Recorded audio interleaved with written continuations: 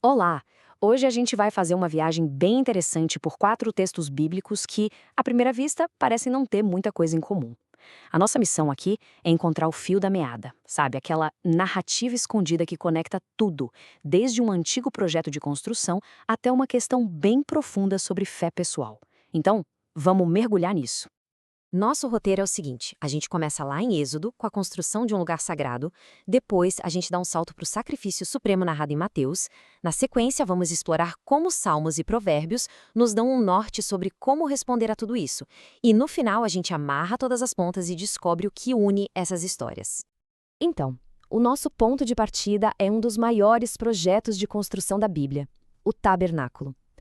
No livro de Êxodo, o que a gente vê não é só uma ordem divina, mas uma mobilização da comunidade que é, sinceramente, impressionante. E olha que interessante, a história não começa com tijolo e cimento. Ela começa com uma convocação, um chamado divino para que todos os artesãos, todos que tinham alguma habilidade, se apresentassem. A visão era enorme. A própria comunidade ia usar os seus talentos para construir um lar para a presença de Deus. E a resposta da comunidade foi uma abundância incrível. Se a gente olhar para essa lista de materiais, a gente vê de tudo. Não era só sobre riqueza, mas sobre a vida como um todo. Metais preciosos, tecidos super coloridos, madeira, óleos. Cada item desses representava uma parte do trabalho e da vida daquelas pessoas. Tudo dedicado a um único propósito. E a resposta foi avassaladora. A generosidade foi tanta, mas tanta, que os líderes tiveram que chegar e falar: pessoal, pode parar de doar. Dá para imaginar uma coisa dessas? A comunidade não só cumpriu o que foi pedido, ela transbordou. O desejo de contribuir era maior que a necessidade do projeto. Essa história toda de generosidade coletiva mostra o auge do que o ser humano pode oferecer.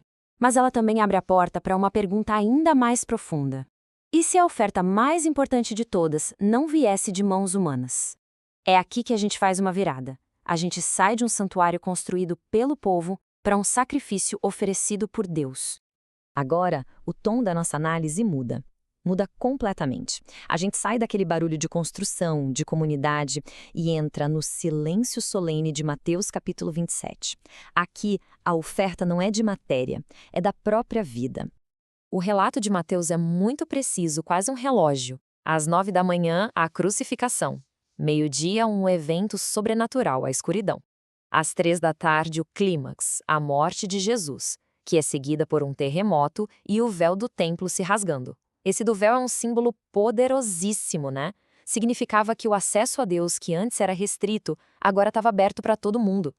É uma sequência de eventos que abala o céu e a terra.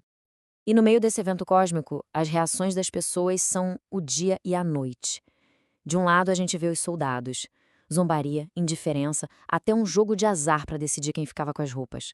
Do outro lado, os seguidores. Uma presença silenciosa, mas fiel, sabe? Que termina com um ato de coragem de José de ir lá e pedir o corpo. Fica muito claro que a resposta humana a esse ato divino foi radicalmente dividida. Ok, então, Êxodo mostra uma ação divina que inspira generosidade. Mateus mostra um sacrifício que provoca reações totalmente diferentes. Agora, os próximos textos, Salmos e Provérbios, eles funcionam quase como um guia. Eles mostram como é possível responder de uma forma mais intencional, mais pessoal. Esse versículo do Salmo 34 é um convite muito vivo. Ele tira o foco de observar os eventos da história e coloca na experiência pessoal interna. A linguagem é sensorial, não é sobre só ouvir falar ou saber, é sobre provar e ver por conta própria. É um chamado para experimentar a fé diretamente. E aí o Salmo continua descrevendo os resultados dessa confiança. E não é uma fé passiva, não. É uma busca ativa que leva a uma resposta, a libertação do medo, a proteção, a provisão. Cada linha aqui descreve uma parte da relação que nasce quando alguém decide provar e ver.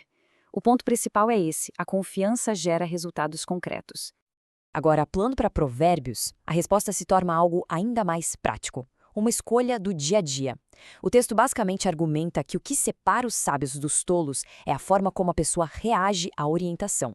Não é sobre o que se sabe, mas como se reage quando a verdade é colocada na nossa frente. E esse slide aqui ilustra o contraste de uma forma muito clara. À esquerda, a gente vê como a correção bate no zombador e volta como insulto. Mas à direita, para a pessoa sábia, essa mesma correção é como uma semente que floresce e gera ainda mais sabedoria. A resposta que se dá à verdade define o caminho de cada um. Bom, chegamos ao momento de juntar todas as peças. Como é que um projeto de construção, uma crucificação, um salmo de louvor e um provérbio sobre sabedoria, como tudo isso se encaixa? O fio condutor é essa dança constante entre a iniciativa de Deus e a resposta humana. Esse quadro resume perfeitamente a nossa jornada. Em cada texto tem uma ação divina muito clara. Em Êxodo, Deus dá o projeto. A resposta humana, generosidade. Em Mateus, Deus oferece o sacrifício. A resposta, fidelidade.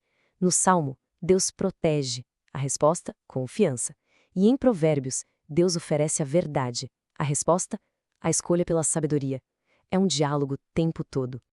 Então, a narrativa que amará esses 4 textos é a de um movimento. A gente começa com uma resposta coletiva, física, que é a construção de um lugar, e a gente termina com uma resposta individual, interna, a escolha de como viver e reagir à verdade. É uma jornada do exterior para o interior, do comunitário para o pessoal.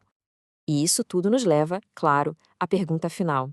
Porque se essa dinâmica de chamada e resposta atravessa séculos de textos, ela não ficou lá no passado, né? A mesma pergunta, de um jeito ou de outro, chega até nós.